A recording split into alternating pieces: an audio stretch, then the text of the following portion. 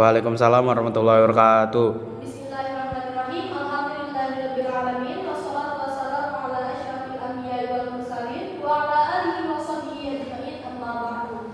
Yang terhormat Bapak Haji M. Saiful Arif, LC MSc selaku Presiden Lampung mata kuliah Fikih Kontemporer, dan teman-teman sekalian yang hadir pada hari ini. Pertama-tama marilah kita panjatkan puji dan syukur kehadirat Allah Subhanahu wa taala yang telah melimpahkan rahmat dan hidayahnya kepada kita sehingga kita dapat berkumpul lagi pada hari ini dalam keadaan sehat walafiat.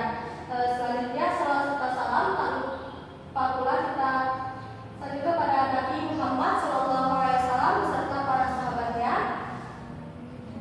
Baiklah, di sini sebelumnya perkenalkan kami dari kelompok 7, di mana itu saya Rizka selaku moderator dan Noprizal selaku KPRI pada kesempatan kali ini yang akan membahas mengenai yaitu kesepakatan dua pihak atau lebih yang melibatkan dua transaksi atau lebih. Baiklah, langsung saja kami persilakan. Baik, di sini saya akan menjelaskan tentang credit contract, yaitu kesepakatan dua pihak atau lebih melibatkan dua transaksi ataupun lebih. Jadi gambaran umumnya itu kami ini membahas tentang contract ataupun al-uqud al-arbah dalam domestik fikih ekonomi Islam. Itu mencakup pengertian, dasar hukum, terus untuk bentuk, syarat keabsahan, larangan, serta implementasinya dalam produk keuangan syariah, terutama di negara kita Indonesia. Nah, di sini ada konsep, dasar hukum dan bentuk hybrid. Jadi hybrid kontrak al-uqud al-muqarrabah itu adalah kesepakatan dua pihak atau lebih melibatkan dua transaksi dalam satu rangkaian akad yang terpisahkan. Dan juga di sini Nasi Hamad itu mendefinisikannya itu sebagai akad yang mengandung dua akad atau lebih yang kemudian disimpulkan dalam satu akad.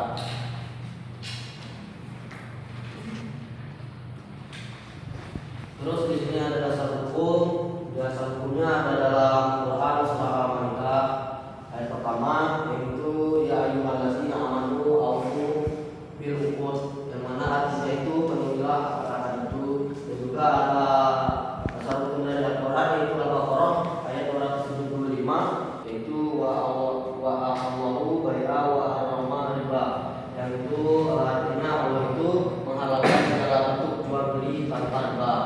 Terus ada dasar hadis yaitu larangan bai'atan fi bai'ah, yaitu dua jual beli dalam satu transaksi.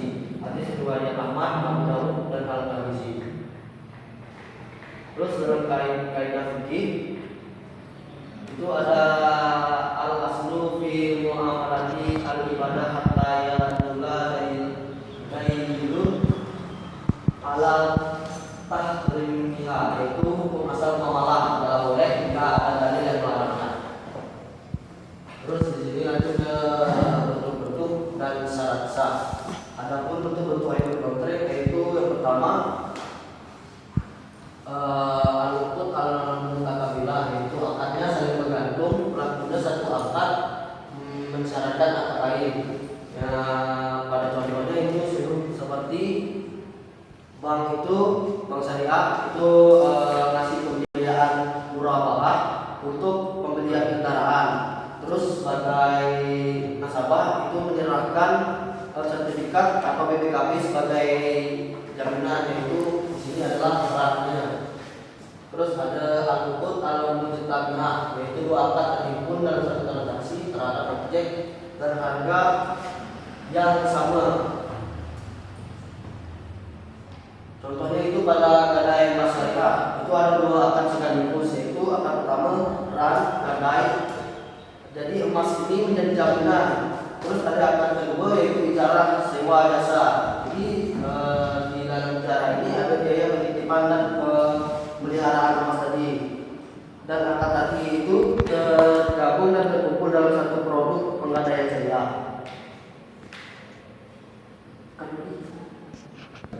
Yang selanjutnya itu bentuk dari masyarakat mutakisah, yaitu gabungan sertifikat dan jual beli itu kepemilikan berbeda secara bertahap. Contohnya di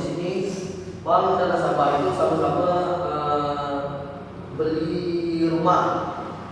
Misalnya di sini nasabah itu ini berada di 20%, yang berarti di sini sudah 100 juta. Terus dari pihak Bank Syariah itu diambil 80%, yaitu 400 juta. Berarti harga rumah di sini adalah 500 juta. Nah, selanjutnya itu nasabah menempati rumah yang sama-sama dibilang itu. Setelah ditempati, nasabah bayar sewa kepada bank. Bayar sewanya itu atas nama porsi milik bank tadi itu. Porsi milik bank tadi itu namanya ijarah. Nah, terus setiap bulan nasabah ini kan itu selain sewa ijarah tadi, dia juga nyicil beli bagian dari bank itu tadi sampai jadi hak milik dari nasabah. Selanjutnya itu IMBT ataupun ijarah mutahiyah di tamlik. Di sini adalah akad sewa yang berakhir dengan kepemilikan di akhir sewa. Itu misalnya tadi itu sama kasusnya itu rumahnya dengan harga 500 juta, itu disewakan bank kepada nasabah dengan jangka waktu 15 tahun. Nah, selama 15 tahun ini nasabah tadi ini bayar sewa ke bank. Terus setelah 15 tahun rumah kita tadi dijual orang bank ke nasabah dengan harga tertentu ataupun yang disepakati, atau rumah itu bisa dihibahkan kepada nasabah tersebut tadi itu. Nah, jadi dia bentuk-bentuk dan syariat sah dari heavy contract. Terus syarat keabsahan heavy contract itu yang pertama itu setiap akad harus memenuhi rukun dan syarat secara mandiri. Yang kedua itu tidak mengandung unsur yang diharamkan. Yang ketiga tidak ada pertentangan substansial antar akad. Terus yang terakhir tidak ada nas yang melarang pembangunan tersebut. Nah, di sini saya sudah selesai menjelaskan tentang pengertian dan dasar hukum serta bentuk-bentuk dan syarat sah dari hybrid contract tersebut. Selanjutnya akan dilanjutkan pada materi selanjutnya, yaitu saudari Rizka Amelia. Padanya dipersilakan. Baik, selanjutnya yaitu penerapannya dan fatwa LKSN MUI. Penerapannya di LKS yaitu lembaga syariah itu yang pertama ada KPS Syariah, yaitu atas murabahat dan digabung dengan akad muamalah, yang dimana bank mewakilkan nasabah membeli rumah lalu menjualnya kembali dengan harga seperti yang dijelaskan oleh pemateri sebelumnya tadi. Misalnya nih kamu mau membeli rumah yang harganya 200 juta, kamu tidak mampu membelinya, jadi diwakilkan dulu oleh bank. Misalnya 200 juta, bank yang membeli, nanti bank menjual ke kamu dengan cicilan kamu membelinya. Nah, kedua yaitu ada pembiayaan kendaraan karena al-ijarah al-mutahiyah al-tamlik, yaitu EPT, sewa berakhir dengan opsi beli atau hibah. Yang selanjutnya itu ada suku ijarah, yaitu kombinasi ijarah digabung dengan jual beli dan muamalah sebagai instrumen investasi syariah. Selanjutnya yaitu ada takaful, yaitu asuransi, di mana model mudharabah tanpa muamalah untuk pengelolaan dana serta asuransi syariah. Pada fatwa DSN MUI, di mana yang pertama itu ada nomor 27 DSN MUI Strip 3 2002 yang al-ijarah al-mutahiyah bin al-tablik membolehkan kombinasi ijarah dengan janji pengalihan kepemilikan. Nah, misalnya nih kamu boleh menyewa barang terlebih dahulu, lalu setelah masa sewa tersebut selesai, barang itu menjadi hak milik kamu sendiri gitu. Selanjutnya ada nomor 73 DSN MUI Strip 11 2008 musyawarah mutanakisah, kombinasi syirkah dengan jual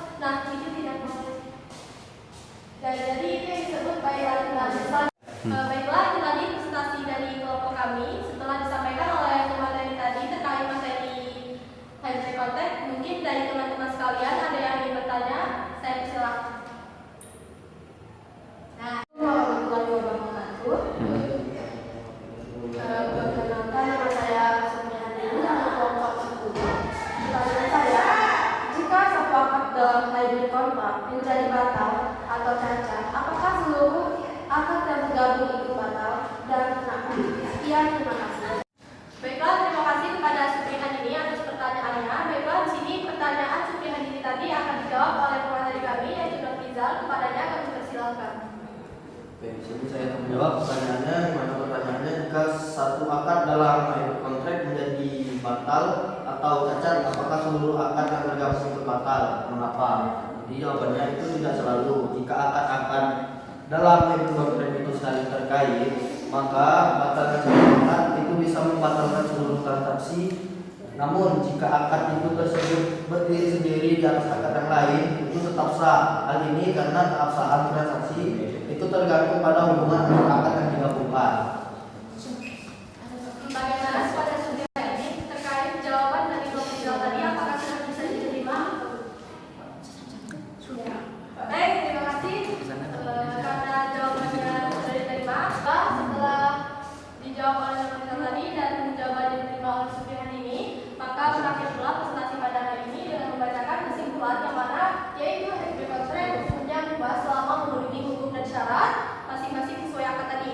Nah, juga dilarang jika mengandung ilah riba, baik arina dan tawa untuk munazah adalah contoh utama, yaitu juga DSN yang mungkin memainkan peran strategis sebagai acuan kepastian hukum Indonesia. Nah, jadi telah kesimpulan dari makalah kami, saya selaku moderator dan sebelah kanan saya dan Dr. Rizal sebagai pemateri. Di sini kami mengucapkan mohon maaf jika terdapat kesalahan, hilaf kata dan selainnya, dan juga kami mengucapkan terima kasih kepada teman-teman sekalian yang telah hadir hari ini dan ikut berpartisipasi akan berjalannya presentasi pada hari ini. Baiklah, wabillahi taufiq wal hidayah. Assalamualaikum warahmatullahi wabarakatuh. Waalaikumsalam warahmatullahi wabarakatuh.